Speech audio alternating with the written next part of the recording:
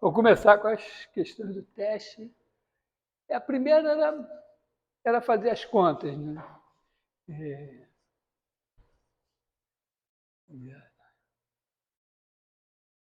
J de C menos o zero.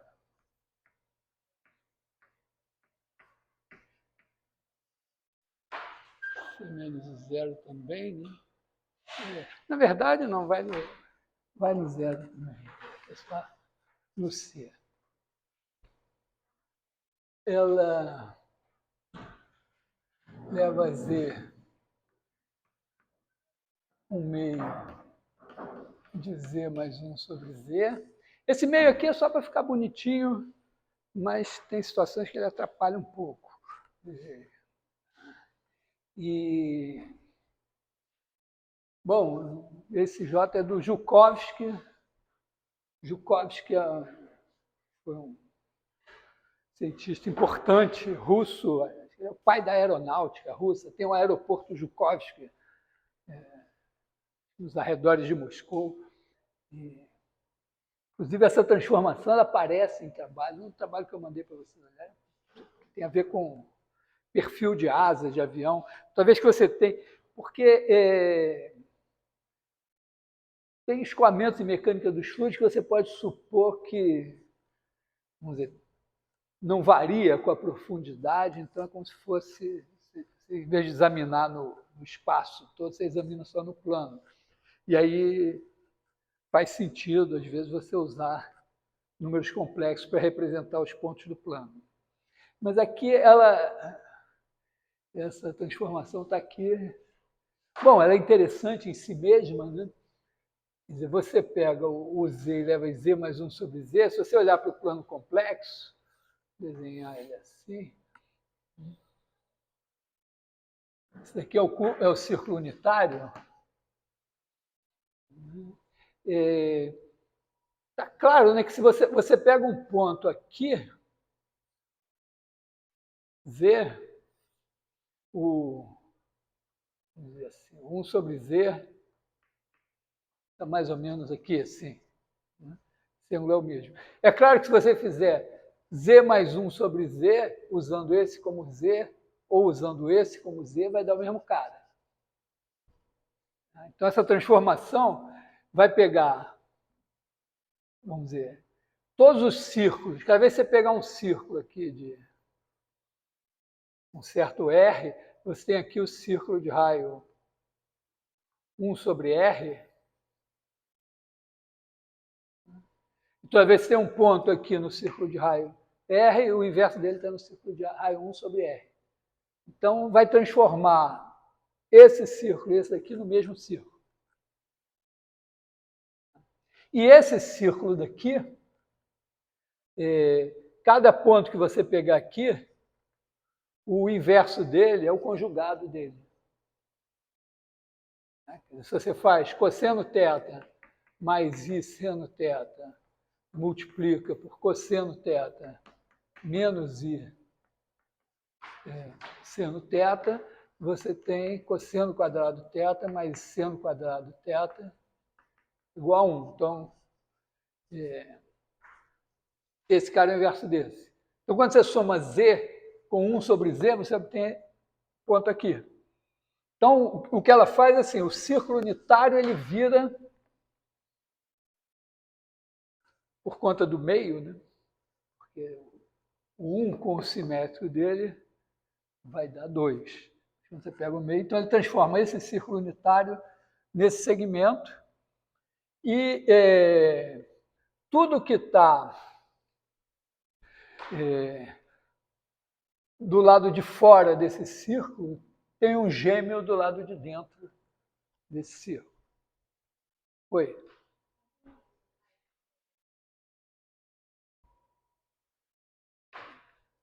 Porque o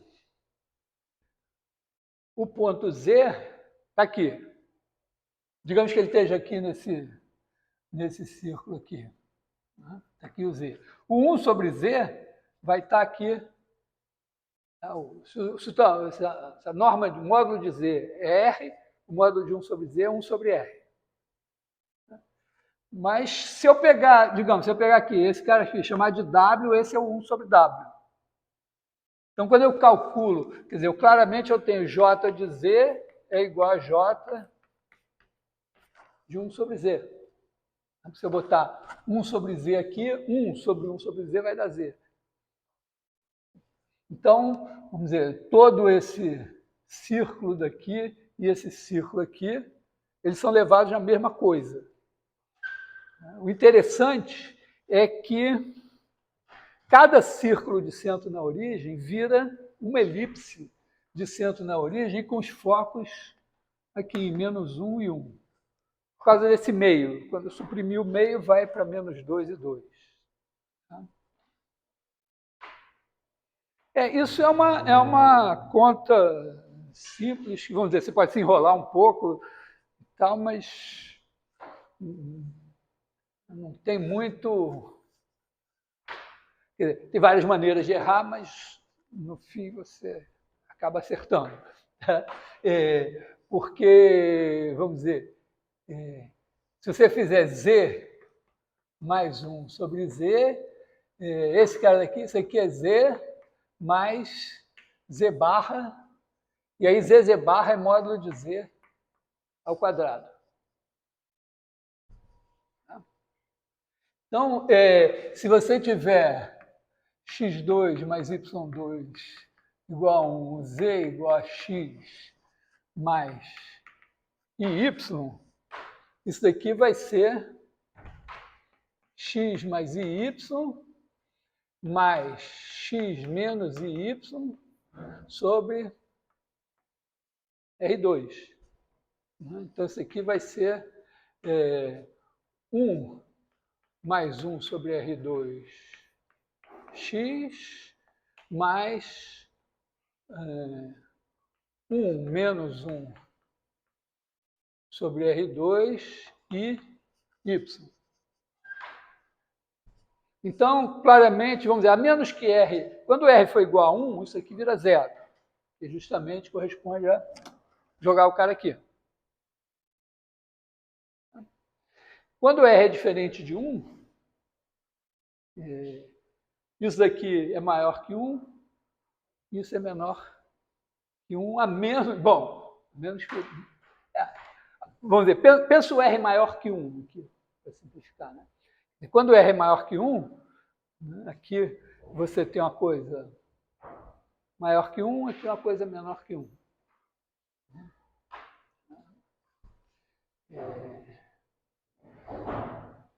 Quando R é menor que 1, também, mas não aparece tão claro essa simetria. Mas é claro que isso aqui vai dar uma elipse.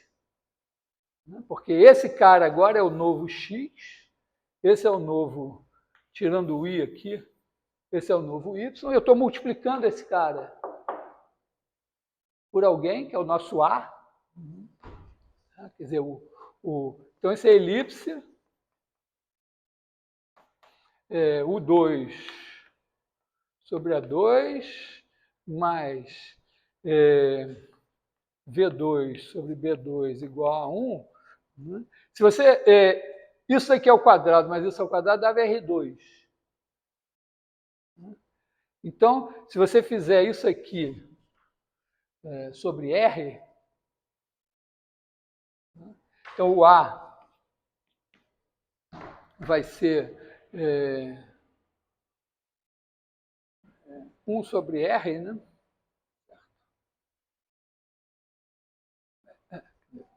Bom, vamos fazer aqui. O 2. Vamos fazer assim. U sobre 1 mais 1 sobre R2.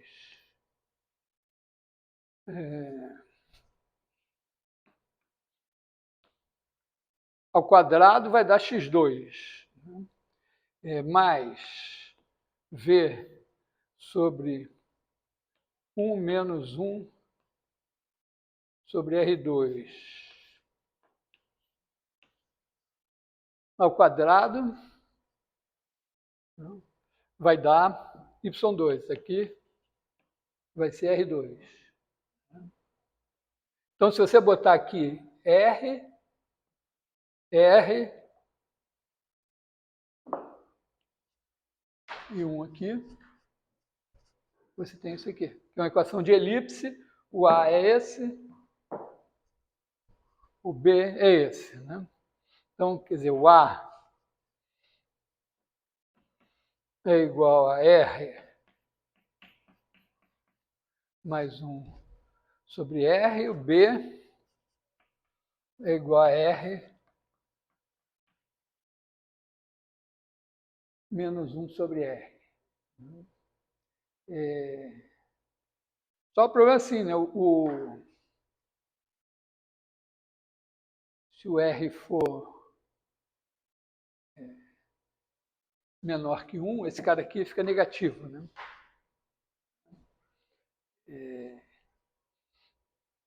Então, é melhor você botar isso aqui. De qualquer maneira, se você fizer... Então, agora a questão é localizar os focos dessa elipse, né? Então, você tem a fórmula C2 igual a 2 menos B2, tá certo? Você faz... Vamos ver. Esse cara aqui virou uma elipse. Então, uma elipse de centro na origem. Então, na verdade, eu vou ver que os focos estão aqui. Esse cara daqui, esse tamanho é o B, esse é o A, e o C se você botar o C aqui, o B aqui, o A é a hipotenusa, né? Então, A2 menos B2, você faz aí a conta, vai dar... certo? R2... na verdade, né, tem tudo aqui, na verdade é tudo meio, né? Eu estou fazendo a conta aqui sem levar em conta esse meio aqui. Então, tudo aqui, na verdade, é um meio,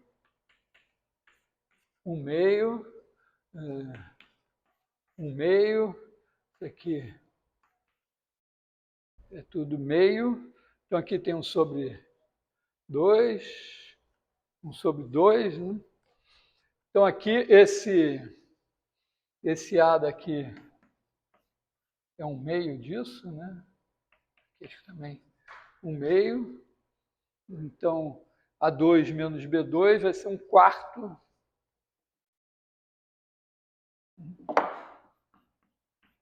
Um quarto de R2 mais 1 sobre R2 mais 2 menos R2 menos 1 sobre R2 mais 2. Então, aqui, isso aqui vai dar 1. Então, não importa qual é o círculo que você pega aqui, ele vira uma elipse com esses focos aqui.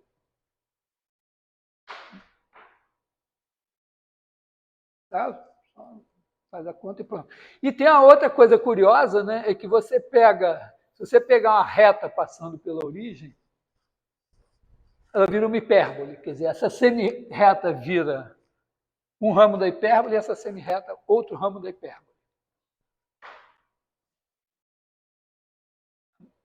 E com os mesmos focos. Faz a conta. Hã? Posso fazer a conta? Posso. É difícil? Aqui, né?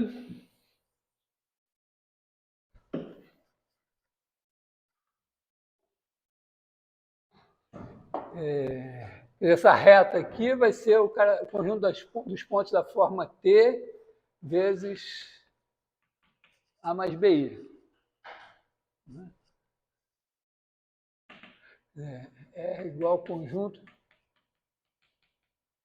Tá, A mais BI vai ser um cara aqui que eu posso, sei lá, supor que A2 mais B2 igual a 1. Não precisa, né?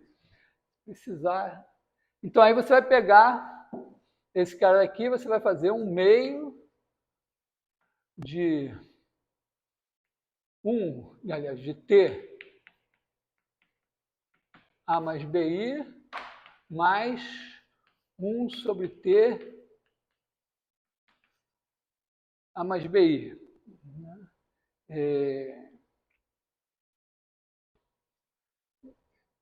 Bom, deixa esse meio de lado. Isso daqui você pode botar A menos BI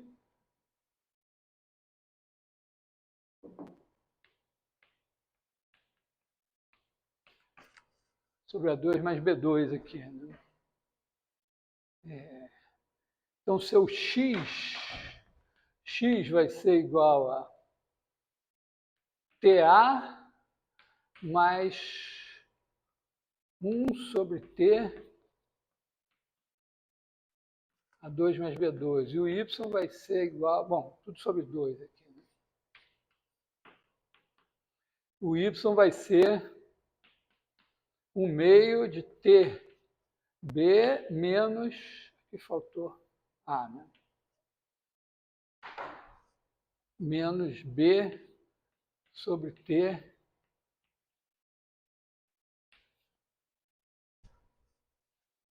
A2 mais B2.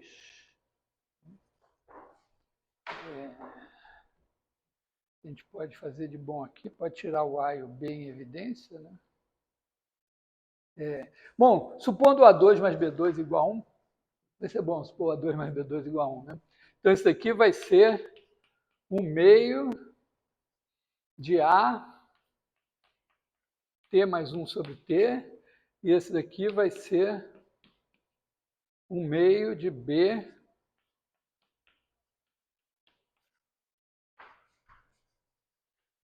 T menos 1 sobre T.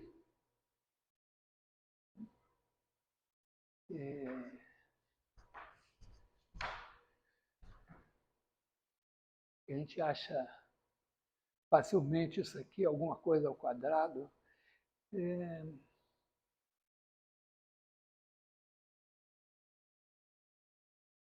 Sei lá, vamos elevar ao quadrado. Bom, a gente elevando ao quadrado, dividindo aqui por A2 e aqui por B2, já fica razoável, né? Então, aqui você vai ter x2 é igual a 2 sobre 4, T2 mais 1 sobre T2, mais 2. Y2 igual a B2 sobre 4, T2 mais 1 sobre T2, menos 2. Então, se você fizer x2 sobre A2 sobre 4, menos y2 sobre B2 sobre 4, você vai ter 4, né? Então, perto. E aí, bom, claro, tem detalhes assim, dizer que provar que todos os pontos, estou mostrando que todos os pontos da imagem estão no hipérbole. Teria que mostrar que todos os pontos da hipérbole estão na imagem, calcular o C, mas... Oi. É porque a reta, eu só preciso de um vetor diretor da reta, né? Tanto faz eu pegar um unitário como um não unitário. Aí eu deixei guardado isso aqui, se eu precisasse. Como apareceu um A2 mais B2 aqui, simplifica muito a minha vida, eu supor que A2 mais B2 é igual a 1. Eu podia, tá certo? Essa reta daqui são os múltiplos desse número. Mas também são os múltiplos da metade dele, de π vezes ele. Eu podia ter escolhido qualquer um. Basta escolher um. Então, eu posso normalizar, dizer, não, a reta eu vou pegar um vetor, quer dizer, um número complexo unitário, vou fazer os múltiplos dele e isso me dá a minha reta. Né? Foi meio a mãe, assim. Às vezes você começa a fazer contas loucamente, aí começa a aparecer uns negócios assim, pô, vou desistir. E às vezes se você tivesse... Ou então você diz, não, peraí, aqui eu só continuo se isso for mais simples um pouco. Às vezes se você pensar mais no começo, mas é meio como se assim, você se acostuma a ter problemas por não fazer certas hipóteses, e aí você começa a pensar em fazer. Então aqui são... Então aqui eu vou ter... É muito interessante o seguinte, né? Essa transformação, ela pega o plano e você pode pegar o plano decomposto assim, em círculos concêntricos, de centro na origem, e retas passando pela origem. Né?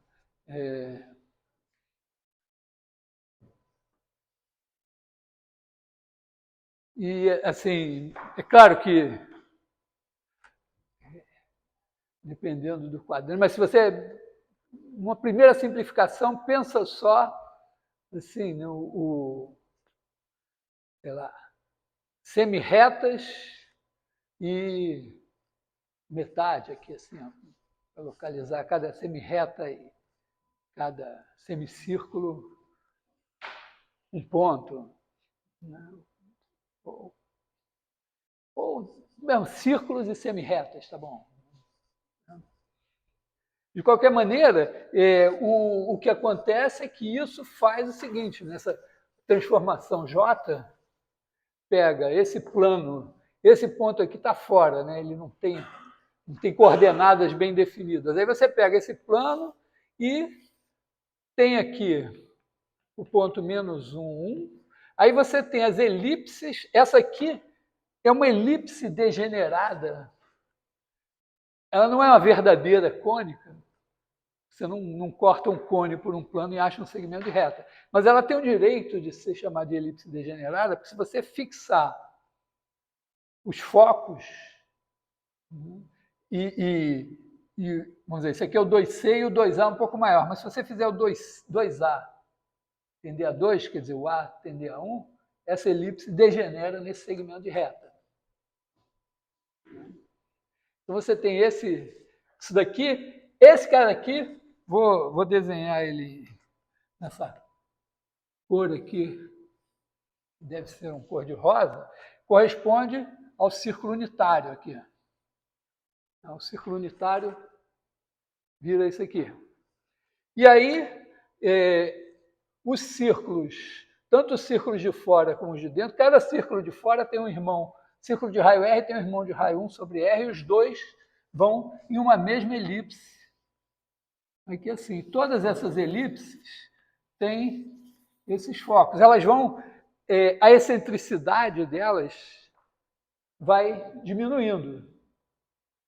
Na medida que o A vai aumentando, né, porque vamos dizer, o C é igual a 1. Então você tem B2 igual a 2 menos 1. É claro que B2 sobre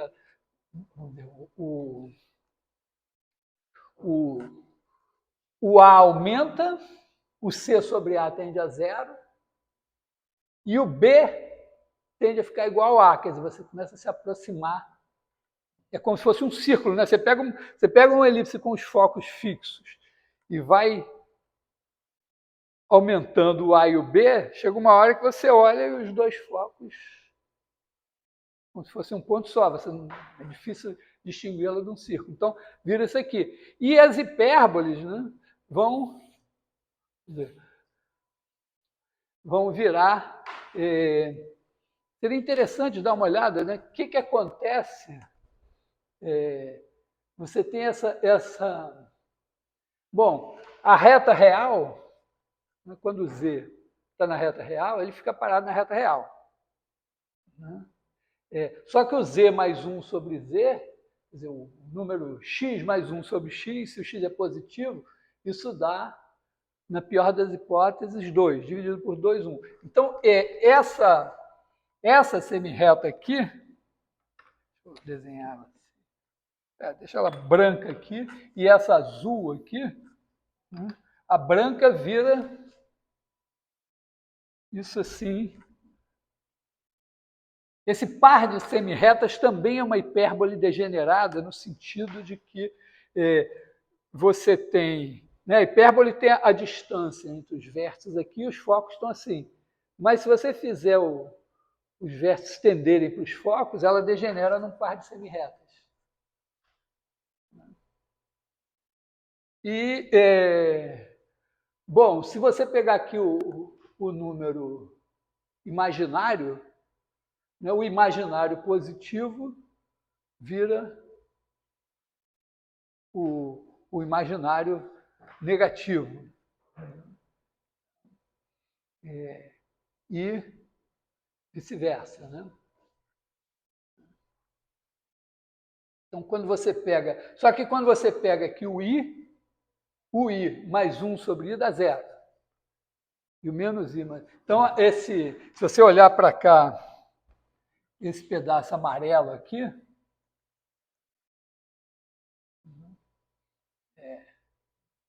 essa reta amarela aqui, ela vai ficar positiva ou negativa? Bom, I e 1 sobre I. Quando o I está... Quando o cara está aqui assim, né? Ele chega aqui no I, vai no zero. Quando ele é maior que... É alguma coisa maior que 1 vezes o I, você tem alguma coisa maior que 1 vezes o I, mais alguma coisa menor que 1 vezes o menos I. Então ele fica, vamos dizer, esse pedaço daqui, pelo que eu estou entendendo, vai virar, sem essa parte daqui, né? Vai virar aqui assim. Se você pegar esse pedaço aqui, aí vai fazer assim. E esse pedaço daqui, ó, quando tende a zero,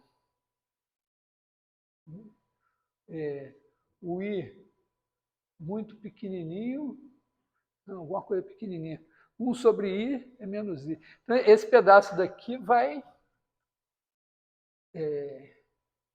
para lá, né? Estou achando que essa...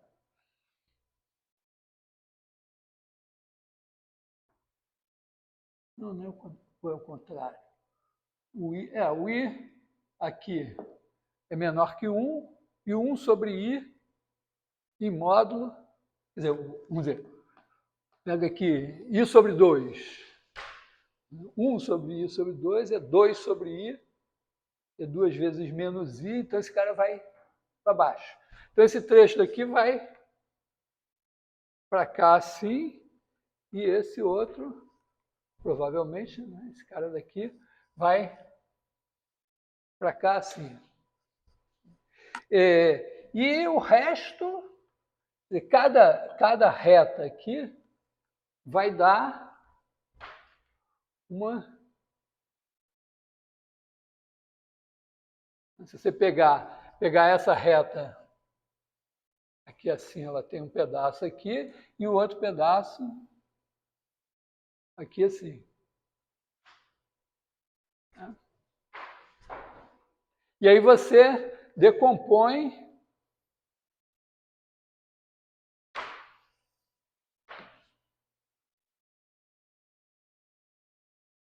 o plano em elipses e hipérboles. Todas essas elipses têm os focos aqui, todas essas hipérboles têm os focos aqui também. E tem uma coisa que não precisa de números complexos para saber, que quando você tem uma elipse e uma hipérbole que se cortam, que têm os mesmos focos, elas se cortam ortogonalmente. Então, esses ângulos aqui, embora não apareça na minha figura, mas esses ângulos aqui são retos.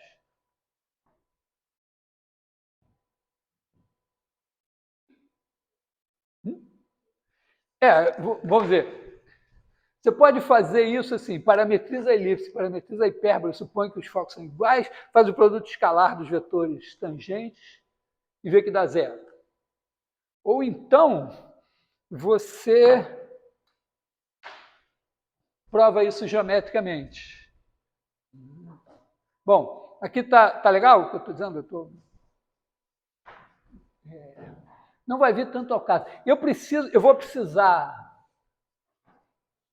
Estou colocando esse exercício. Bom, ele tem essa curiosidade toda, tal, de Kovsky, aeronáutica e tal, e tudo, mas, na verdade, a gente vai usar isso mais à frente de uma maneira, assim, absolutamente genial, que um cara chamado Bolin teve, um astrônomo sueco, teve essa ideia lá em 1900 e pouco, que é o seguinte: quando você estuda um sistema tipo massa-mola, as soluções, as órbitas são elipses. Quer dizer, se você pegar assim, botar uma mesa aqui, fizer um furo na mesa, prender um elástico lá embaixo, prender aqui em cima, puxar e soltar, supondo lei de Hooke, ele vai fazer isso. Mas se você soltar e der um peteleco, ele vai fazer uma coisa assim, a órbita elíptica com o centro no buraquinho. E é famoso o fato, assim, né, vamos dizer, se você supuser uma massa, Deus segurando a massa aqui e uma outra massa orbitando segundo a lei da gravitação, aí você tem, em princípio, uma órbita elíptica, só que agora essa massa aqui não está no centro, ela está em um dos focos. E usando esse fato de que toda elipse, eu vou discutir, toda elipse aqui é dada por meio dessa transformação, você consegue mostrar que se você faz a transformação que leva z em z ao quadrado, toda elipse de centro na origem se transforma numa elipse de foco na origem. E aí o cara disse, opa, eu acho que eu vou usar isso, tentar usar isso para passar de uma solução do oscilador harmônico para uma solução do problema de Kepler. E aí tem toda uma sacação para fazer lá para o final do curso. Mas continuamos aqui. Aqui, então, isso é o que a transformação do Juca faz. Eu podia até usar esse nome, transformação de Juca. Oi.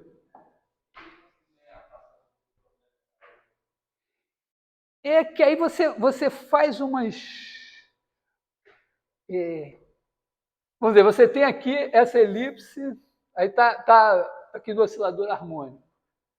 Aí cada cara aqui vira um cara aqui. Só que se esse cara está andando aqui segundo o tempo usual, aqui você vai andar, não vai ser solução do seu problema. Aí você diz, não, mas eu vou mudar o tempo. Então agora nós vamos achar como é que é o tempo aqui, de maneira que aqui seja a solução. Então você diz, não vou percorrer essa elipse aqui não da maneira do oscilador harmônico, mas de outra maneira, de maneira que aqui você vai ter solução. E aí você se guia. A guia aqui do tempo é que é a lei das áreas. O tempo é dado pela lei das áreas. Então você usa a lei das áreas para dizer, não, aqui o tempo agora vai ser assim, e aí você, vamos dizer, deduz, usando, vamos dizer, lei das áreas, deduz uma solução aqui para o problema de Kepler. Claro, ela depende lá de uma integral, né? O seu tempo é dado por uma integral e tal. Mas, tudo bem, você consegue mostrar, então, que tem a órbita elíptica, que vale a lei das áreas, e até a lei dos períodos sai também de uma maneira meio mágica. É uma coisa assim, bonitinha. Em vez de você pegar a equação diferencial e tentar resolver, você faz aqui direto. Mas isso é mais para frente. Eu botei esse problema aqui meio que para eu não ter que gastar muito tempo com ele na hora que eu for fazer a coisa lá. Aqui, o cortar perpendicularmente passa... Vou ver se eu consigo fazer isso. Você tem uma elipse com seus focos aqui, F1, F2. Aí, tem aqui um ponto da elipse e você mostra uma coisa assim, que se você tiver a tangente aqui, corta aqui na bissetriz.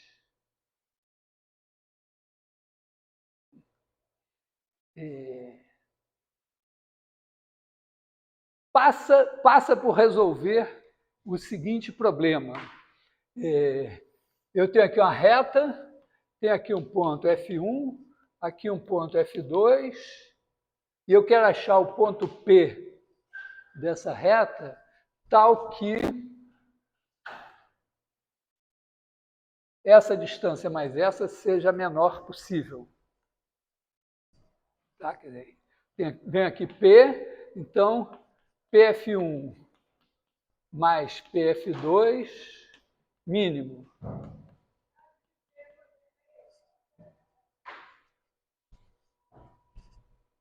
E tem a solução, você vê, extremamente simples. Você pega um dos dois, por exemplo, esse aqui, e reflete aqui. Né? E bota o mesmo tamanho daqui para cá. Então, bota aqui o F2 linha. Então, esquece tudo aqui assim. Se você pega um ponto P aqui, essa distância é igual a essa. Então, fazer essa distância mais essa é igual a essa mais essa.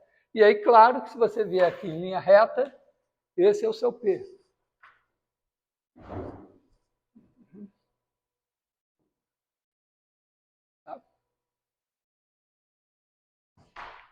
Então, é isso. Você faz isso aqui, esse é seu P. O que significa que esse ângulo aqui, né, é igual a esse aqui, né, e esse daqui também é igual a esse aqui por construção, né?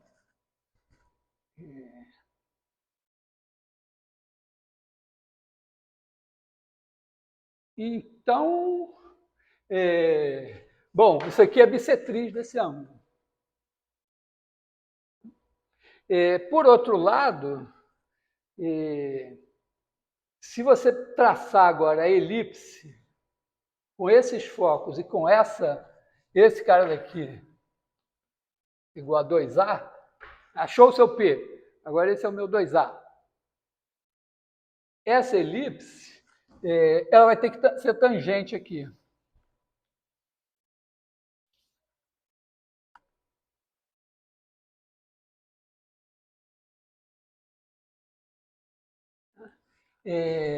Bom, ela toca aqui. O que vai acontecer se ela não fosse tangente aqui? Tipo, fosse um pouquinho maiorzinho aqui. Então, aqui estaria o 2A e aqui seria menos que 2A. Bom, não pode não passar por P, porque ela passa por P. Então, é tangente assim, o que significa que, quando você faz uma elipse, você pega a tangente aqui, a tangente faz a bissetriz aqui.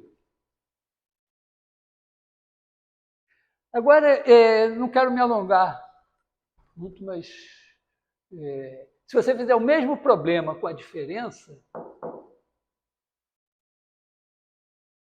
você vai achar alguma coisa que vai te dar hipérbole.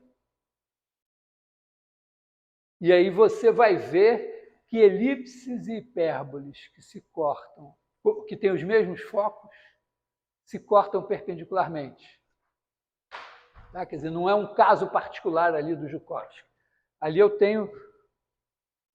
Qualquer elipse que eu pegar ali tem os focos em -1 e 1. Qualquer hipérbole que eu pegar ali tem os focos em -1 e 1. Acontece que é uma propriedade geral de elipses e hipérboles. Se você fixar os focos, traçar uma elipse com esses focos e uma hipérbole com esses focos, elas onde se cortam ortogonalmente. Tá? Deixar o resto do... Isso aqui é o caminho das pedras, vamos dizer assim. Resolve esse problema aqui, descobre que quando você traça essa elipse, ela é tangente assim, então aqui tem uma bissetriz, depois você faz o mesmo problema para a diferença, para a hipérbole, e vai achar que a hipérbole com esses focos vai cortar a elipse com esses focos perpendicularmente.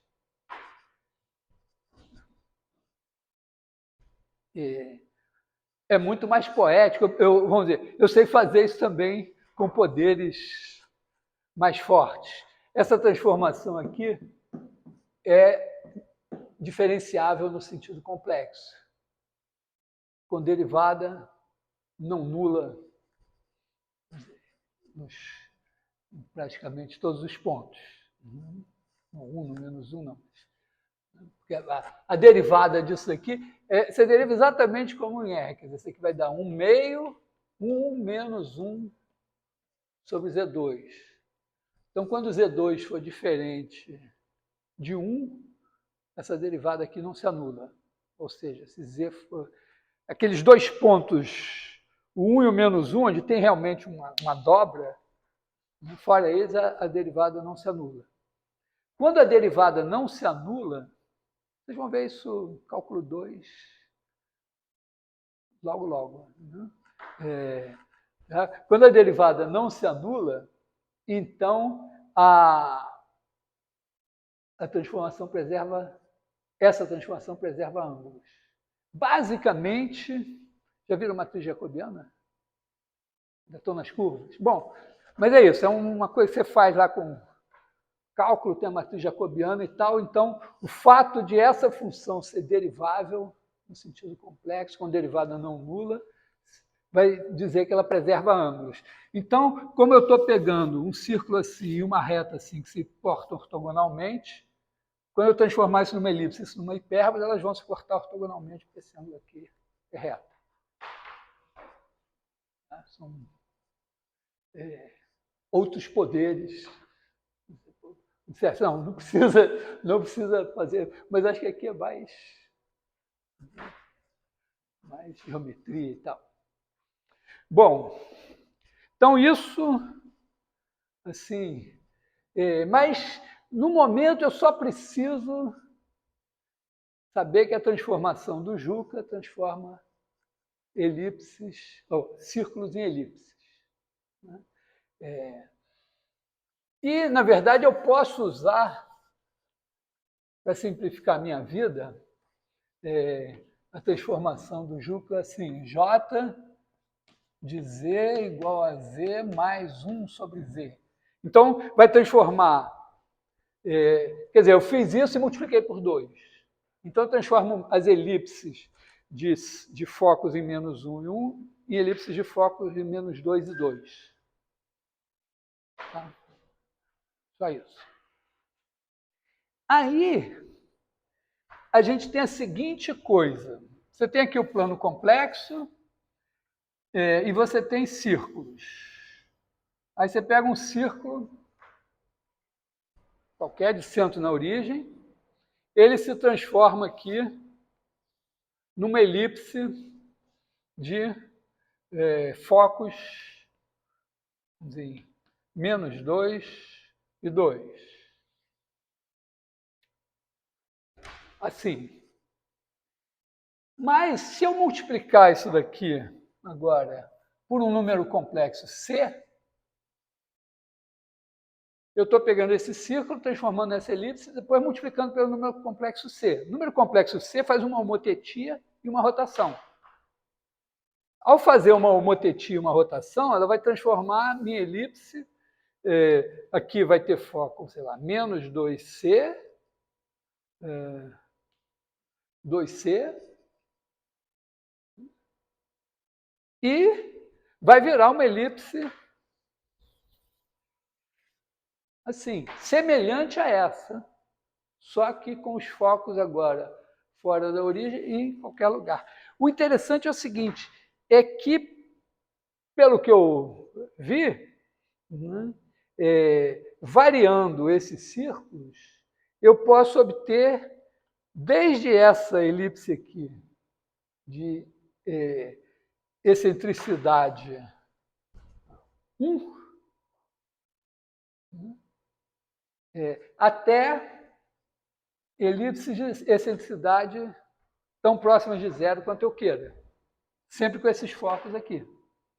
Quando eu multiplico por C, eu só mudo os focos, mas mantenho a geometria. Então, a excentricidade é a mesma. Então, qualquer elipse que eu desenhe com o centro aqui, na origem, ela vai ter os focos em algum menos 2C e algum 2C. Portanto, ela vai ter sido obtida de uma elipse aqui, de Joukowski, multiplicando por C. Então, significa que, usando um C desse tipo, eu obtenho qualquer elipse de centro na origem nessa forma aqui. Tá? Então, a gente tem o seguinte, se proposição, se gama é elipse de centro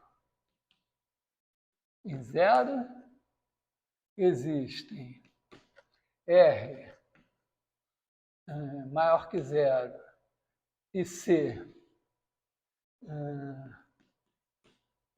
C tais que gama é obtida de conjunto dos W, tais que norma de W igual a R, por J de W igual a C vezes W mais 1 sobre W. Tá? Quer dizer, eu pego esse raio R aqui, transformo numa elipse adequada aqui, de maneira que esse tamanho daqui multiplicado pelo tamanho de C vem aqui, multiplico por C e ela vira uma coisa assim. Tá? Oi. Quê? Ela roda? Porque multiplicar por um número complexo, você multiplica pelo módulo do número complexo, que é uma motetia, e roda do ângulo do número complexo. Certo? Multiplicar por um número complexo é ampliar e rodar.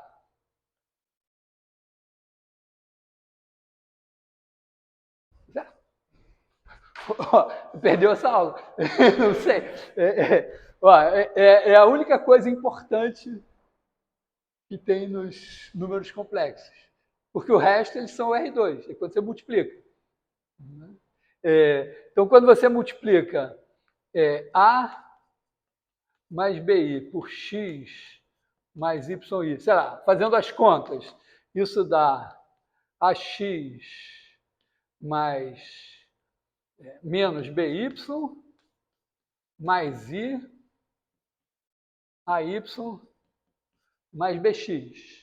Você sabe a fórmula de seno da soma, cosseno da soma? Né? Então, vamos chamar isso daqui de R cosseno θ mais IR seno θ. Esse daqui vai ser S cosseno alfa mais IS seno alfa. Então, aqui, ó, em cada um tem RS, então isso daqui vai ser RS, porque aqui tem R, aqui tem S, Aí aqui vai ter, o A vai ter cosseno θ, seno alfa, menos cosseno alfa, vou botar seno θ, cosseno alfa, algo familiar, né? Mais π, aqui você vai ter cosseno θ,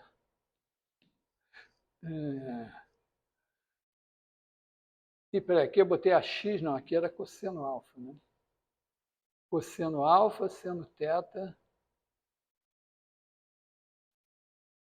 seno alfa. Aqui eu tenho cosseno θ, seno alfa, mais seno θ, cosseno alfa. Então, isso aqui, ó, é o cosseno de θ mais alfa, e esse aqui é o seno de θ mais alfa. Então, se eu pensar isso aqui agindo sobre isso aqui, o módulo que era S vira R vezes S, foi multiplicado por R.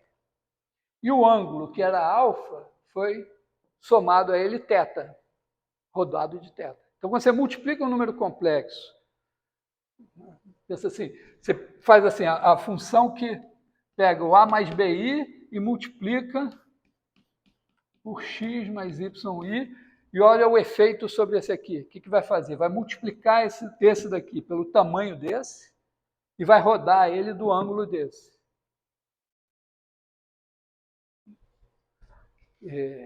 Tem que pegar e escrever isso 100 vezes em casa, de castigo, porque você não entendeu nada de números complexos que eu falei até hoje. Teorema fundamental da álgebra, nada fez sentido, porque você até fez na primeira parte desse problema, você não sabia o que você estava fazendo. Isso é o fundamental. Tá?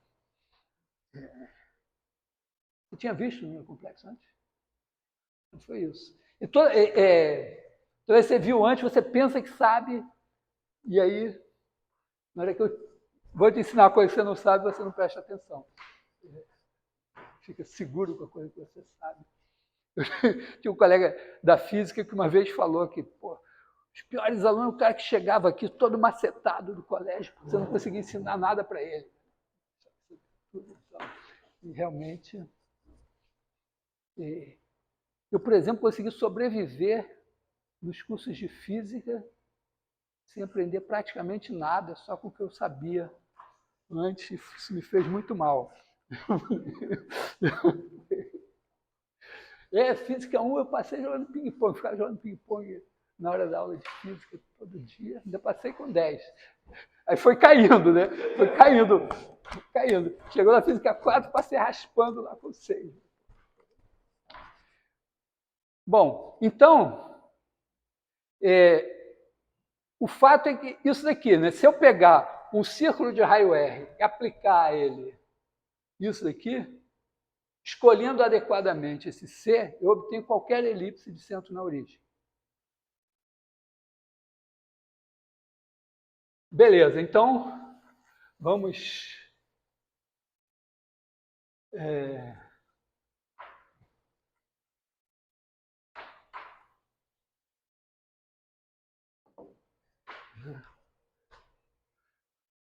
por J, vamos chamar isso aqui de por JC, vamos chamar isso aqui de J índice C. Tá? Então, transformei isso aqui, transformei numa elipse assim de centro na origem. Aí tem o seguinte, agora vamos fazer uma função mais simples, né? Isso aqui é JC. Agora vamos fazer uma função mais simples, que vai ser o seguinte, vai levar, vamos pegar assim, aqui você tem um W, aqui você tem um Z, e aqui você vai fazer a transformação que leva Z em Z ao quadrado.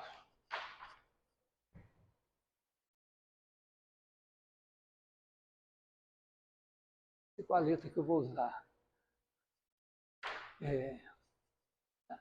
Leva Z em Z ao quadrado. Então, esse Z em Z ao quadrado, ele veio desse W aqui. Então, você pode pensar assim, ó, ele é C vezes W mais 1 sobre W ao quadrado.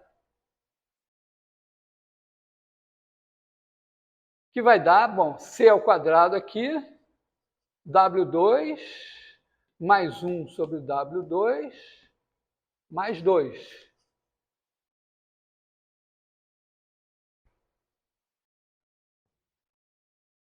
Mas olha só, se eu pegar o W e fizer W ao quadrado, eu estou num círculo aqui. Só que ele agora ele é percorrido duas vezes. Porque W vezes... O W tem um ângulo θ. O W ao quadrado é W vezes W tem um ângulo 2θ. Então, quando o meu θ varia de 0 a π, o W ao quadrado já chegou aqui. Aí, quando eu dou a outra volta... Então, aqui, se eu dou uma volta aqui, aqui eu dou duas voltas. Mas não importa. Quando eu dou duas voltas aqui, esse cara daqui percorre aqui W2 mais 1 sobre W2 é uma elipse de focos em menos 2 e 2. Certo? Aí eu somo 2. Quando eu somo 2, aí eu faço aqui W2 mais 1 sobre W2 mais 2. Aí o meu foco F1, que estava aqui, veio parar na origem.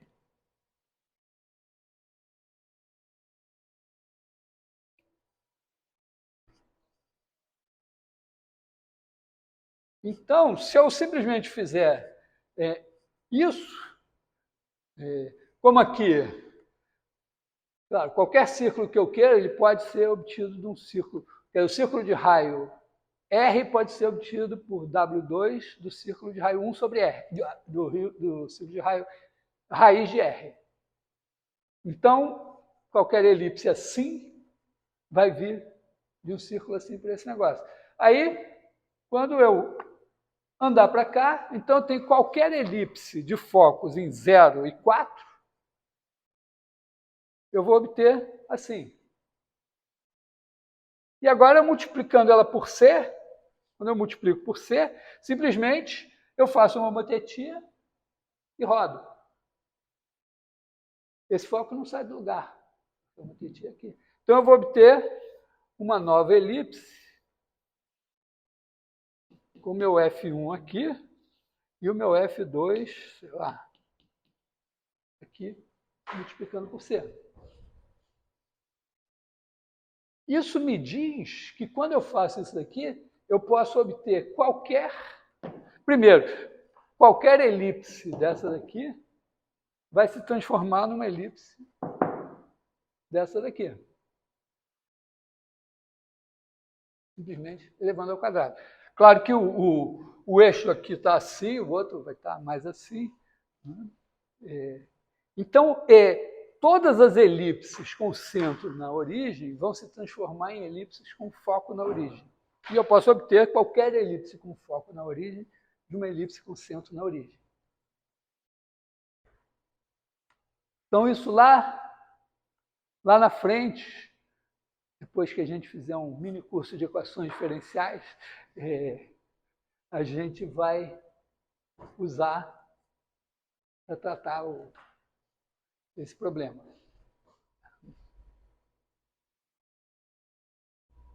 Tá legal? Eu não usei, nessa história, eu não usei nada que não seja multiplicação de números complexos e coisas básicas de cônicas.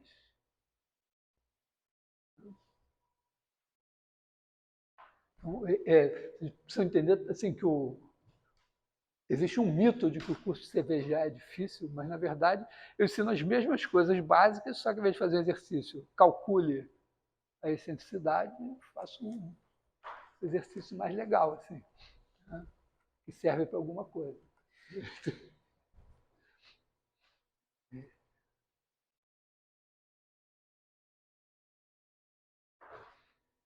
Bom, então, Juca, arquivado, você vai trazer o caderninho com escrito 100 vezes?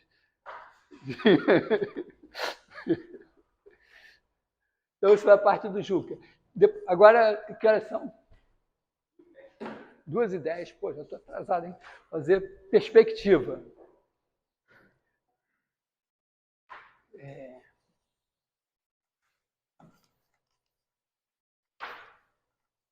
Vista em perspectiva de uma cônica, é uma cônica.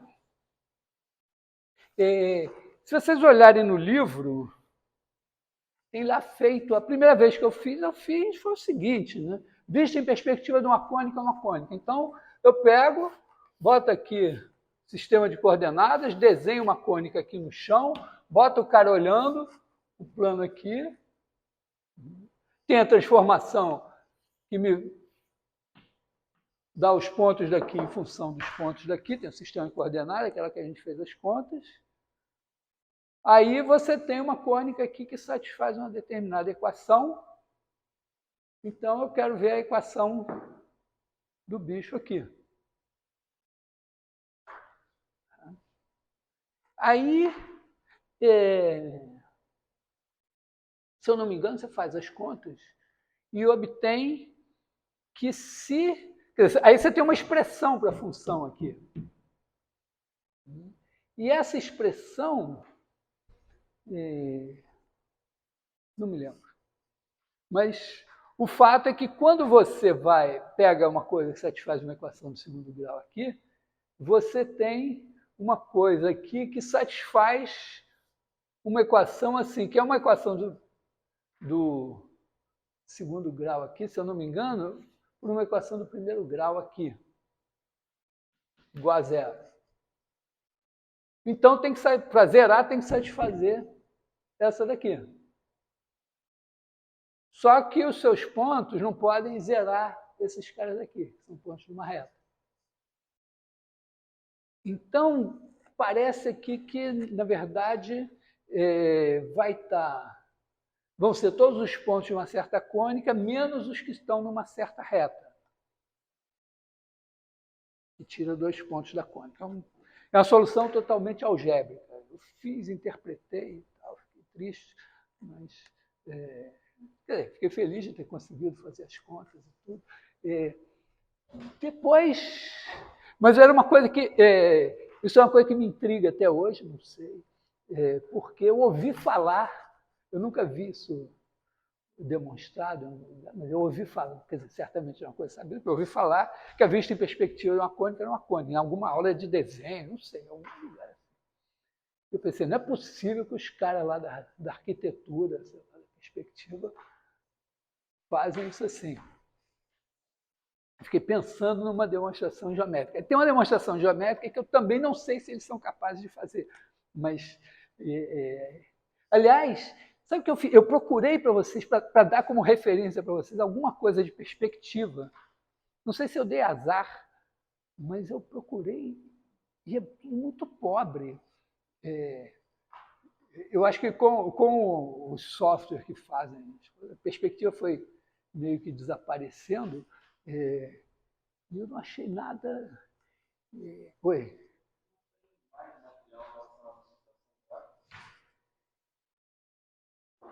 Não, certamente, mas não sei se tem a abordagem só da... Entendeu? Tem uns caras que, pô, eles desenham muito bem para fazer um negócio, mas, por exemplo, essa ideia de que você tem um ponto, tem um quadro, você projeta tudo, e que cada direção tem um ponto de fuga, não achei os caras dizendo, não, porque tem perspectiva com 1 ponto de fuga, com 2 pontos de fuga, com 3 pontos de fuga. Na verdade, eles estão pensando assim, se você bota as coisas assim, aí você só está pensando nas retas numa direção assim, né? Você está desenhando as coisas assim, aí tem um ponto de fuga lá. Quando você faz coisas assim, aí tem um ponto de fuga lá, outro lá. Quando você inclina, aí tem 3 pontos de fuga, mas não tem uma... Eu vi uma vez uma coisa legal, que era uma coisa assim, você tem paralelas aqui, né? Aí você tem aqui um certo retângulo, aí você quer reproduzir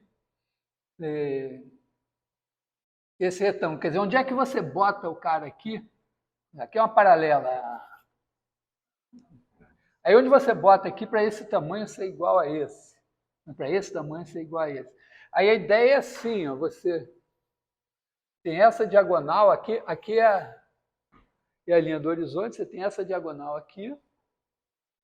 E como esses caras, vamos dizer, como a figura original é assim, né? Então essas retas aqui são paralelas. Então esse cara daqui tem que encontrar aqui nesse ponto de fuga, então esse cara é assim. Que bonitinho. Isso foi a única coisa que eu aprendi na internet sobre perspectiva foi isso aqui. Você vê que esse cara tem até uma certa manha, mas não encontrei nada muito recomendável. Mas, então, aliás, reparei que ninguém fez essa porcaria desse teste, só a Sofia.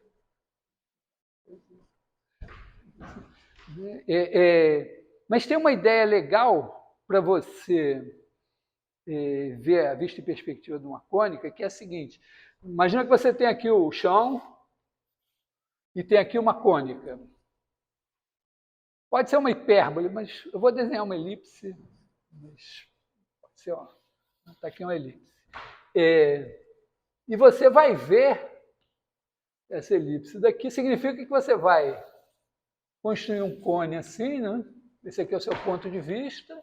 E vai cortar por um certo plano aqui. Então, na verdade, você tem uma cônica, construiu a partir dela um cone, pegando um ponto de vista fora do plano da cônica, e cortou esse cone por um plano. O problema é que a gente pode ter uma ilusão, num primeiro momento, de que esse cone, assim, né, você tem uma elipse e tal, ele até pode, mas, em geral, não vai ser um cone circular, reto. Até no vídeo eu giro mesmo para você ver. Você tem uma elipse assim, você faz isso assim, o cone fica meio tortinho mesmo, não tem nenhuma esfera que vai caber ali dentro. É tipo meio um agogô. Sabe o que é agogô? É um instrumento de percussão assim, que é de metal. São dois negócios assim, tem um... Não é exatamente um cone aqui, mas mais ou menos isso, né? Aí você bate nele assim. Então, o agogô é meio achatadinho assim, né? É uma coisa mais ou menos isso aqui. Então, aqui você tem um cone que, no princípio, não é um cone circular reto. Mas tem uma coisa que você tem certeza, é o seguinte, toda elipse veio da interseção de um cone circular reto por um plano. Então, existe um outro cone circular reto, possivelmente aqui assim,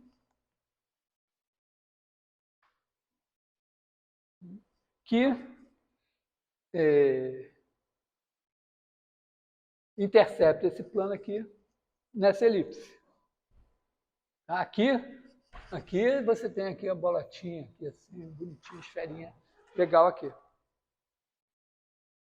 E aí, a gente pode transformar esse cone nesse cone, deixando essa elipse parada. É simplesmente, ó, é uma transformação de R3 em R3, linear, que vai deixar esse plano parado e vai mover esse vetor para esse daqui. Então, vamos dizer, vou botar a origem... Então, pensa assim, que a origem está aqui em algum lugar, e você tem um sistema de coordenadas aqui, é 1, é 2. Na verdade, né, você pode botar você pode botar a origem aqui para o E3 ficar assim.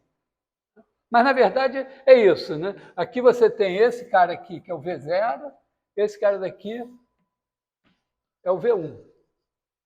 Então, a sua transformação vai ser T de E1 igual a E1, T de E2 igual a E2 e T de V0 igual a V1. E1 é 2, V0 é uma base de R3. Todo mundo já sabe que é uma base. Já teve isso? Vocês estão fazendo álgebra linear agora, tem base. Então, tem a base de R3, a transformação linear é definida numa base. Então, transforma esse cara daqui que está no plano, fica parado. Esse ponto vem parar nesse. As retas, transformação linear leva retas em reta, então a reta que liga esse ponto a esse, vai ligar esse ponto a esse. Então, transforma um cone no outro.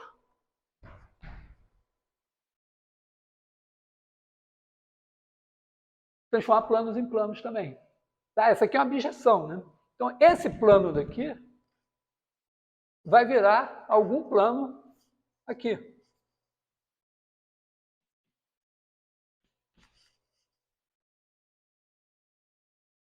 E agora, este plano aqui, agora sim, esse corta esse cone daqui numa cônica. Isso eu sei. Esse é um cone circular reto, tem um plano, cortou aqui, é uma cônica. E, basicamente, né, se você tem a transformação de R3 em R3, se eu pensar aqui o plano alfa e o plano T de alfa, ela leva alfa em T de alfa linearmente. Quer dizer, basta eu fixar aqui uma origem aqui, né, digamos aqui a origem O0, aí esse cara aqui vem parar num T de O0 aqui, essa é a origem daqui, essa é a origem de cá. E agora essa transformação linear vai transformar linearmente esse plano nesse daqui. E vice-versa, como ela tem inversa, vai pegar esse cara e vai transformar nesse aqui linearmente. Só que agora a transformação linear transforma cônica em cônica. E vai transformar essa interseção aqui nessa interseção aqui. Essa é uma cônica, então essa é uma cônica. É só com um pequeno detalhe, que é o seguinte, né? Pode acontecer, por exemplo, dessa cônica aqui ser uma hipérbole. Então, quando eu construo esse cone aqui, e eu pego essa hipérbole, eu construo o cone que deu essa hipérbole. Esse cone aqui podem faltar duas geratrizes nele. Não é porque eu não estou... Tá certo? Se eu pego uma hipérbole... Né? Assim, eu pego uma hipérbole. Eu não tenho esse cone, mas eu tenho aqui a hipérbole assim. Aí eu ligo os pontos da hipérbole aqui. Eu tenho todos os pontos desse cone, menos os que estão nas geratrizes que são paralelas ao plano da hipérbole. Então, por exemplo, podem faltar aqui 2 pontos, ou 1 ponto. Então, no final da parada, pode acontecer que esse bicho aqui deveria ser uma elipse, mas podem estar faltando 2 pontos na minha elipse. Ou pode estar faltando 1 ponto. Mas, vamos dizer, no máximo 2 pontos podem estar faltando. E dá para a gente ver que, eventualmente, a vista em perspectiva, você realmente pode perder pontos. Tá? Por exemplo, então aqui a ideia geométrica é essa, quer dizer, é um misto de geometria com álgebra linear. Eu faço metade do raciocínio geométrico, metade álgebra linear. Continuo sem saber como é que os professores de perspectiva de outrora faziam isso. Bom, pode acontecer o seguinte, ó, uma maneira simples de você ver aqui, ó, você tem o que? O alfa, aqui você tem o alfa zero e aqui você tem o P0. Então você está olhando daqui. É muito fácil você olhar com círculos. Quando você tem um círculo, imagina que esse círculo corta o plano alfa zero. Né? Está aqui o seu plano, então você está olhando aqui assim, e o círculo passa assim. Então, tem um pedaço do círculo que você olha para frente e o outro pedaço você olha para trás e desenha lá. Claro que você vai perder esses dois pontos, eles vão para o infinito. Então, é quase que dizer, vai dar o hipérbole. Né? Porque você vai ter um ramo que vai corresponder a isso aqui. Quer dizer, quando você olhar assim, né, você vai olhando aqui assim, e você vai ter um ramo aqui, e quando você olhar para cá, você vai ter um outro ramo aqui assim. Tá? Pobremente, assim, né? Quer dizer, você tem esse pedaço daqui e você olha para cá. Pum. Então, tem esse cara daqui que vai parar aqui e os outros vão parar cada vez mais longe lá. Então, esse arco de círculo aqui vai dar um ramo de hipérbole. E esse, quando você olha para cá, esse aqui você vem parar aqui e os outros vão lá para baixo. Então,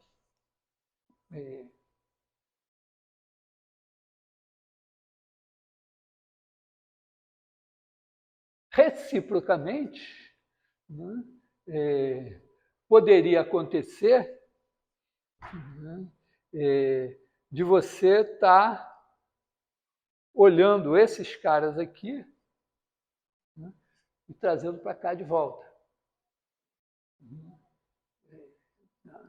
Aí você poderia estar fazendo uma coisa semelhante a essa, e que você estivesse trazendo uma hipérbole e ela estivesse produzindo um círculo.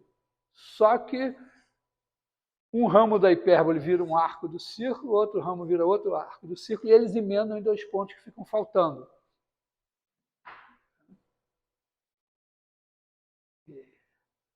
Então, esse tipo de coisa pode acontecer. E aí tem um probleminha tradicional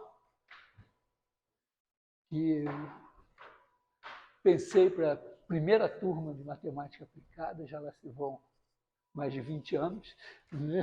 E que raramente alguém acerta, é que é dar uma situação, né, que você tem...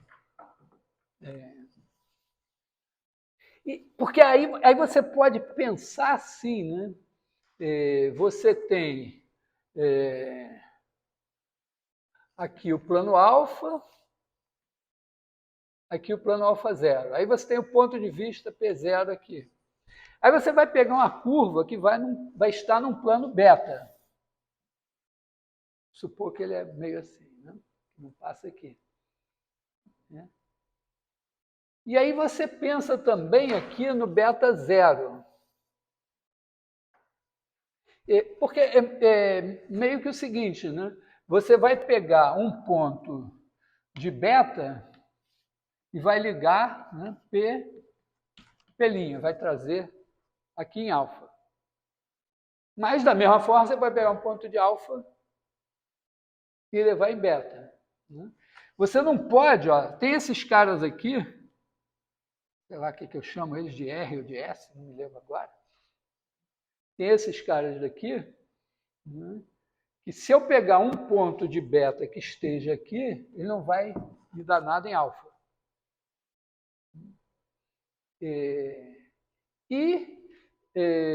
Como o beta tá aqui,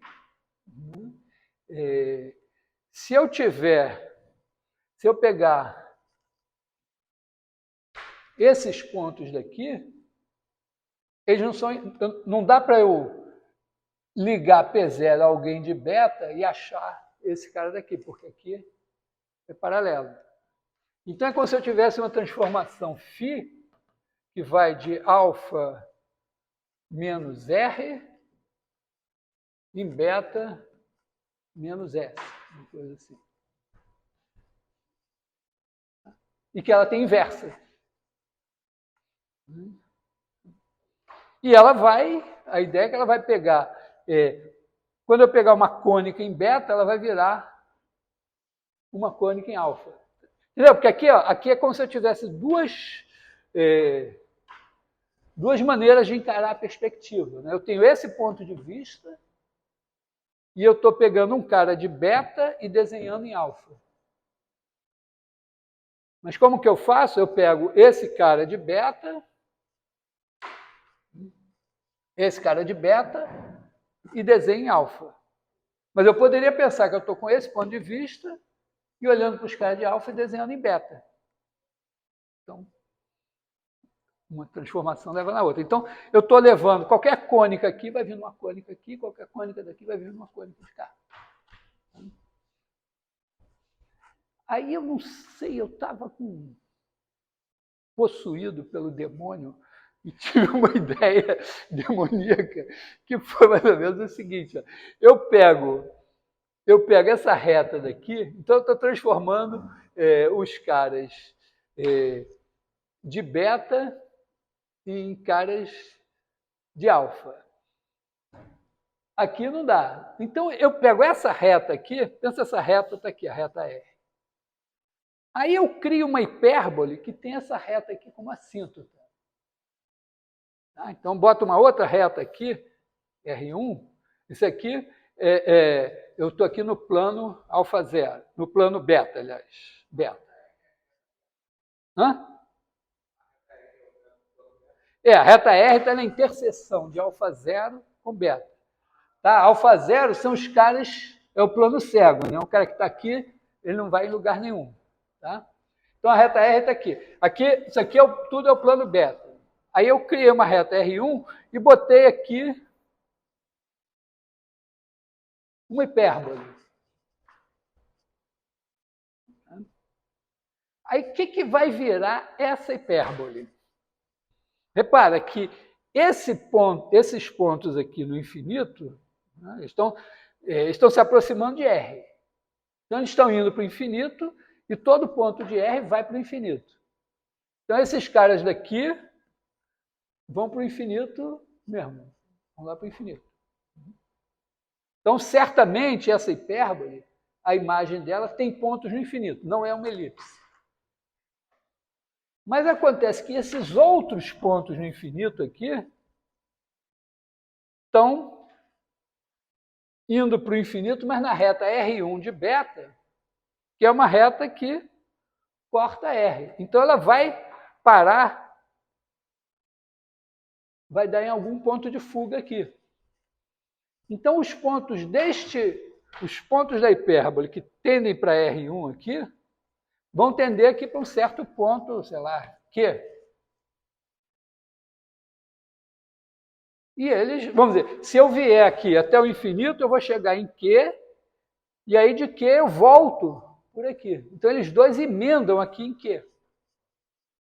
Então, eu tenho uma curva aqui, uma cônica, que tem um ponto no infinito, e o outro ponto que seria no infinito está aqui, mas está faltando. Essa curva só pode ser uma parábola, porque se tem só um ponto no infinito, é uma parábola.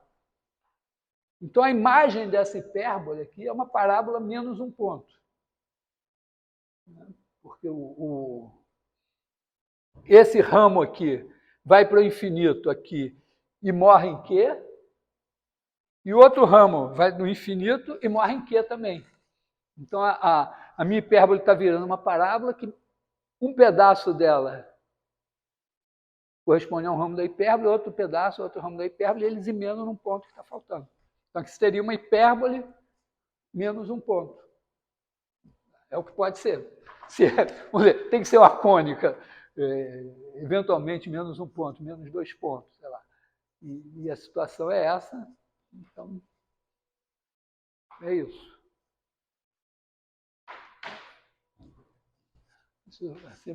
Sempre que eu faço isso, eu penso na Juliana. Já falei para vocês. A Juliana foi a primeira pessoa a se formar em matemática aplicada. Ela chegou na segunda turma, ela tinha acabado de se formar em arquitetura, descobriu que não era nada disso e foi fazer matemática aplicada. Mas ela já é da geração, acho que não via muito perspectiva. Ela olhou para isso assim.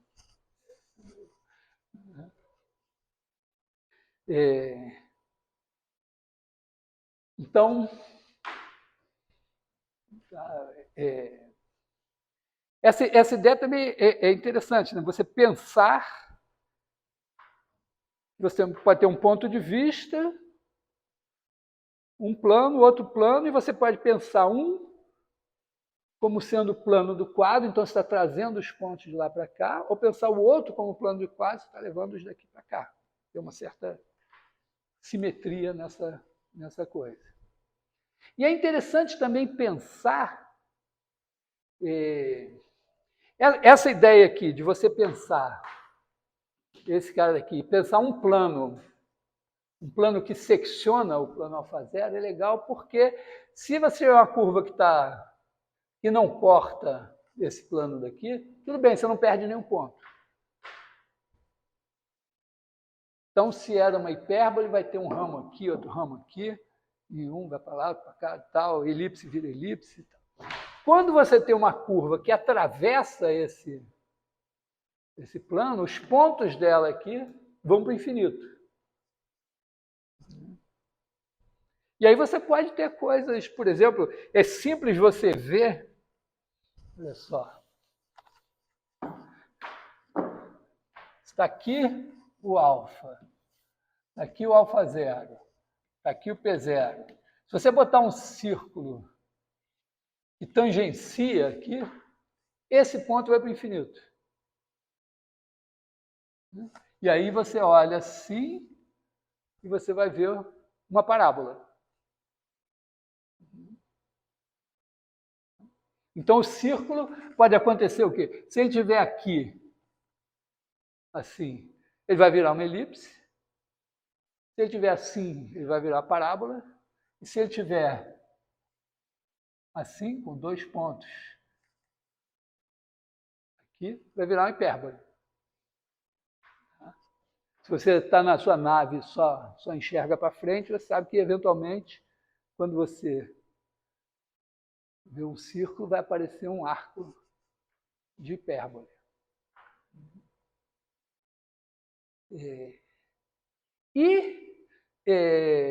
Se o plano passar pelo P0, então o P0 está aqui.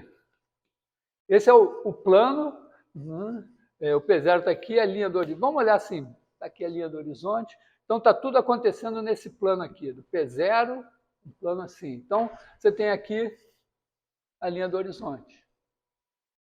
Então pode acontecer, vamos dizer, você pode olhar para um círculo aqui e você vai ver um segmento de reta. Está tudo acontecendo nesse plano. Né? Você pode olhar para uma hipérbole e ver um par de semirretas, uma para cá, outra para cá. E coisas do gênero.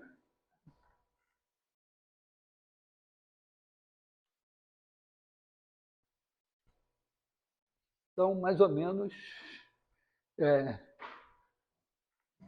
vocês já tiveram mais aulas de perspectiva do que eu. Já devem saber mais. Mas realmente me impressiona um pouco isso de... Fiquei olhando, porque é como se a ideia mais simples da perspectiva, né? Você dizer, tem um ponto, tem um quadro, e você liga os outros pontos, ele intercepta. Isso não é o ponto de partida. Então o cara começa a ensinar a desenhar. Ele desenha super bem, porque tem uma intuição, uma visão e tal, mas não fala nessas coisas. Assim. Que horas são? 2h40, olha, nós podemos avançar muito hoje.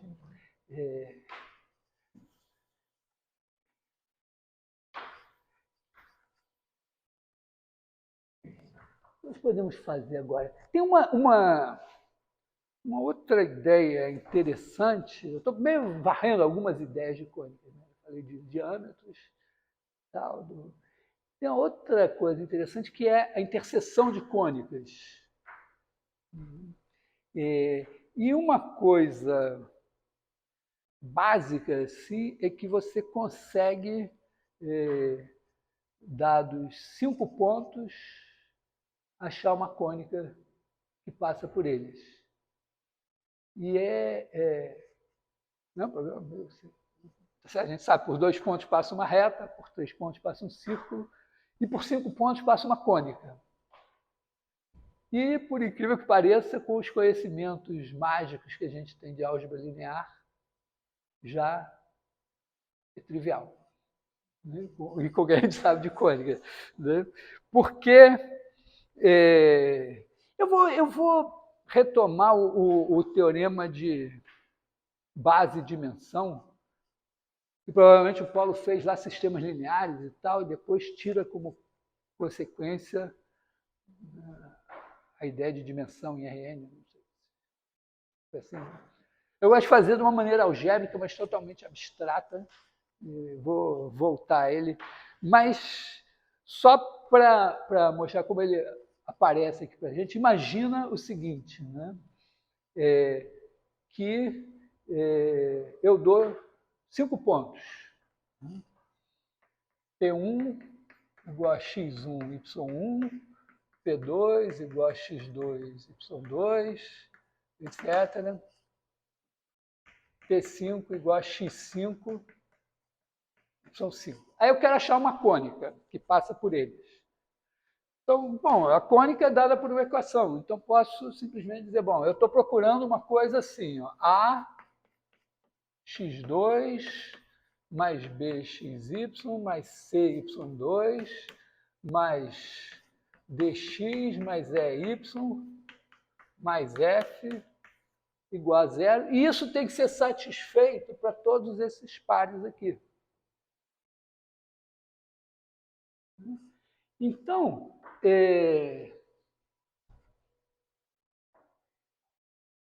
quando eu botar o primeiro par, eu vou ter esses números aqui.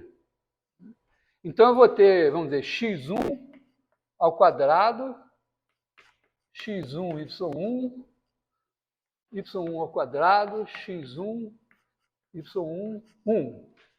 Então, 1 mais para cá. Depois eu vou ter x2 ao quadrado, x2, y2, y2 ao quadrado, x2, y2, 1.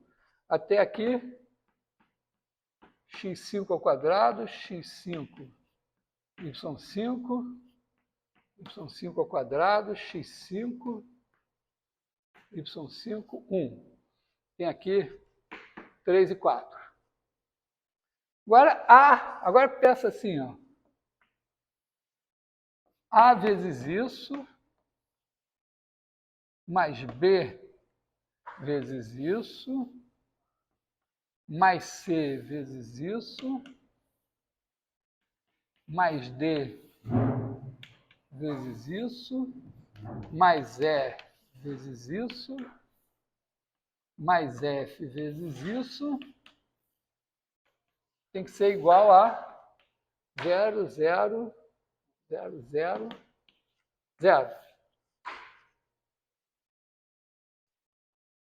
E eu preciso achar uma equação, eu preciso achar A, B, C, D, E e F, não todos nulos.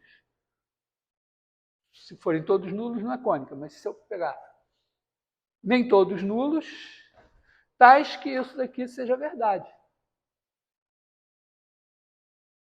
Vamos dizer, se cair na prova de álgebra, fica acertado. É porque eu tenho 6 vetores em R5 e que, portanto, são linearmente dependentes, porque em R5 não tem 6 vetores linearmente independentes. Portanto, existe uma combinação linear que anula esse negócio. Ponto. Portanto, dados 5 pontos em R2, 5 pontos no plano, existe uma cônica que passa por eles. Uma situação meio surpreendente de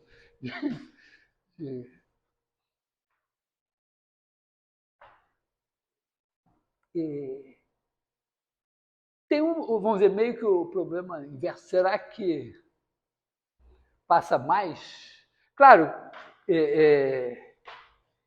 dependendo da posição desses 5 pontos, se eles forem colineares, eu posso passar uma reta por eles e uma outra reta qualquer, porque um par de retas, sejam elas paralelas ou concorrentes, é uma cônica.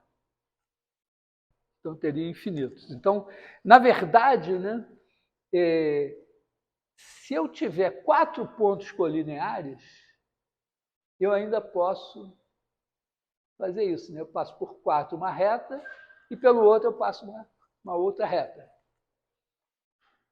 Mas se eu só tiver 3 pontos colineares, aí eu tenho já uma reta passando por esses 3 e os outros 2 outra reta. O que talvez indique que a solução é única, menos desses casos assim. Quer dizer, se eu excluir par de retas, se eu pegar 2 cônicas mesmo, então deve ser verdade que a interseção de 2 cônicas tenha no máximo 4 pontos. Imagina assim, suponha que você tem 2 cônicas, uma das quais não é degenerada, é realmente uma elipse, uma parábola ou uma hipérbole. Eu acho que dá para mostrar que a interseção tem no máximo, claro, 2 cônicas diferentes, né? Tem no máximo 4 pontos. Mas aí já não é. Aí o macete é um pouco rodar e cair num sistema simples. Porque 2 cônicas, na verdade, dizer, eu tenho uma cônica dada por um sistema assim, são as soluções dessa equação, e a outra cônica, outra equação. Então, você vai ter aqui, né, A1x2 mais B1xy mais C1y2 mais D1x mais E1y mais F1 igual a 0, tem essas duas, e aí você tem um sistema assim, e supondo que uma dessas equações defina uma elipse, uma parábola, uma hipérbole, mostrar e que as 2 equações não são uma múltiplo da outra, mostrar que você vai ter, no máximo, 4 soluções.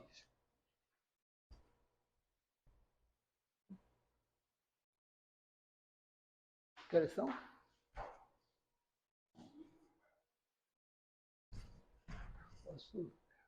Ideia básica, assim. Eu sei que eu posso mudar o meu sistema de coordenadas, porque agora eu tenho que pensar assim, isso aqui é uma curva no plano, é um conjunto definido por uma equação, outro conjunto definido por outra equação. Então eu sei que se eu mudar o meu sistema de coordenadas por rotação e translação, eu vou continuar com 2 equações do segundo grau. Só que eu sei que se uma dessas cônicas é uma parábola, eu posso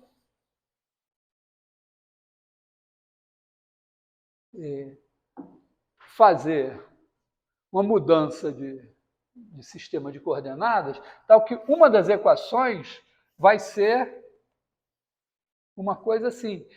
Inclusive, como eu só quero eu só quero o número de pontos de interseção. Então, a rigor, eu posso fazer qualquer bijeção do plano. Qualquer bijeção do plano que eu faça vai transformar um conjunto em outro conjunto, o segundo conjunto em outro conjunto, mas os caras que estavam na interseção aqui vão estar na interseção aqui e vice-versa. Mas, então, na verdade, eu nem preciso fazer uma transformação que seja uma rotação com homotetia, mas, basicamente, vamos dizer, eu posso transformar isso aqui, né, ajeitando Vamos dizer, eu sei que eu posso fazer uma coisa do tipo y igual a ax2, mas, fazendo agora uma mudança simplesinha aqui, eu posso fazer uma coisa do tipo y igual a x2. E aí eu vou ficar com uma equação assim e outra assim. Aí eu pego tudo que tem y aqui, esse sistema agora passou a ser isso. Aí eu pego tudo que tem y aqui, eu boto x2. Aí eu vou ter uma equação do quarto grau em x. Tem no máximo 4 soluções. Como cada x vai me dar um único y, eu tenho no máximo 4 soluções. Então, é um programa algébrico, mas eu estou usando o que eu aprendi de cônicas para resolver. Isso, na verdade, tem a ver com... Tem um teorema mais geral, chama teorema de Bézout, que faz isso para coisas de qualquer grau e tal. E eu já tentei convencer o Gregório que ele devia saber, conseguir explicar o teorema de Bézout para as crianças em 15 minutos, meia hora, mas até agora não consegui. Bom, não sou eu que não sei o teorema de Bézout direito, que vou fazer, mas que sabe, tem que saber fazer. Aí é isso. Quando uma das cônicas é uma hipérbole, você tem uma hipérbole básica que é y igual a 1 sobre x. Então você pode transformar a equação da sua hipérbole, mudando o sistema de coordenadas, em y igual a 1 sobre x. Por simplesmente fazendo uma translação para mudar a origem e uma transformação linear, que basicamente seria uma rotação, mas depois você dá uma ajeitada. Claro, você não vai transformar uma hipérbole que é assim numa hipérbole assim, mas se você fizer a transformação linear que transforma esse par de retas nesse par de retas aqui, vai dar. Então, você pode pensar uma coisa assim. Aí você pega y igual a 1 sobre x, e onde tem y, você substitui por 1 sobre x. E aí, também, né, multiplicando por x2, você fica com uma coisa do quarto grau. E aí tem no máximo 4 soluções. E o caso mais chato é o caso em que nenhuma das duas é uma hipérbole ou uma parábola. Quer dizer, tem uma que é não degenerada, mas ela não é uma hipérbole nem uma parábola, é uma elipse. E a outra não é uma hipérbole nem uma parábola, ou é uma elipse, uma reta, um par de retas. Então, uma agora vai ser uma elipse. Então, você vai... Quer dizer, a elipse você transforma num x2... pensa assim, uma elipse você transforma num círculo. Tá? Porque uma vez se transformou em x2 sobre A2 mais y2 sobre B2, ajeitando, fica x2 mais y2 igual a 1. E aí um círculo, se você cortar por uma reta, tem 2 pontos. Se você cortar por 2 retas, tem 4 pontos.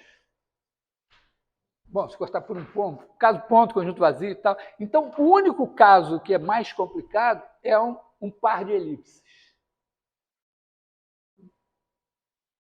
Então, um par de elipses, você pode fazer assim, né? Primeiro você transforma uma elipse em um círculo. Aí a outra elipse, sei lá, virou uma elipse em algum lugar. Aqui ainda é meio chato. Mas você pode ainda rodar, porque agora você rodando o círculo, você pode ainda rodar essa elipse de maneira que você tem uma coisa assim, x2 mais y2 igual a 1, seria essa aqui, e a outra vai ser x menos a ao quadrado alfa x menos a ao quadrado mais beta y menos b ao quadrado igual a 1. Quer dizer, ela vai estar em algum lugar aqui, então ela vai ter um centro aqui, nesse ponto AB, e aí ela vai ter uma equação desse tipo. E aí você pode também, sei lá, fazer x2 igual a 1 menos y2, alguma coisa assim, e também resolver esse caso. Então, quer dizer, nesse caso, a gente tem um problema também geométrico delicado, né? Não sei como é que faz sem essa álgebra, mas você usa as transformações, né, do plano que simplificam as equações de maneira a cair num sistema que você consegue olhar e resolver. Então, importante aqui, mais do que aprender alguma coisa sobre cônicas, a gente está aprendendo a mudar coordenadas, a fazer transformações que modificam, que simplificam o problema. A menos que você faça uma coisa específica de computação gráfica. Aliás, eu nem falei dos espelhos parabólicos, mas aquele negócio das tangentes também tem umas coisas interessantes, né? O negócio das tangentes na parábola, você sabe que é uma coisa manjada, né? Você tem um foco aqui, e se você botar um ponto de luz aqui, ele vai assim e sempre reflete paralelo. Então, espelhos parabólicos tem a ver com isso. Eu vi na internet, já fizeram um experimento no deserto, lá nos Estados Unidos, construíram um negócio com uma espécie de telhas refletoras, com refletores em posição parabólica para concentrar os raios do Sol, que não são paralelos, mas quase, né, num ponto, e fazer... Porque tem a lenda que o Arquimedes teria usado isso, né, teria posto espelhos parabólicos e queimado navios romanos e tal. Parece que é pouco provável, mas dá para fazer. Dá para você. Então, é meio assim, resumidamente, é isso. Agora eu vou retomar as cônicas num ponto de vista um pouco mais álgebra linear, e chegar no teorema espectral, discutir. Vou discutir as coisas geométricas de álgebra linear um pouco. E aí, em seguida, a gente vai para as curvas parametrizadas, passando, vamos dizer, já aproveitando que em cálculo 2 vocês já viram velocidade, aceleração, tal, curvatura. Então, tem isso no meu programa, mas vou me passar. Mas tem umas coisas integrais. Por exemplo, a variação de ângulo que apareceu lá no número de voltas, eu vou retomar, que tem a ver com integral, tem área varrida, que tem a ver com integral, que tem a ver com as leis de Kepler. Então, o cálculo vetorial vai começar a ser cálculo também. Alguma hora tem que marcar uma prova, né? É que eu estou na esperança, eu estou meio no meu inferno zodiacal, eu estou na esperança que, assim que passe meu aniversário, melhore.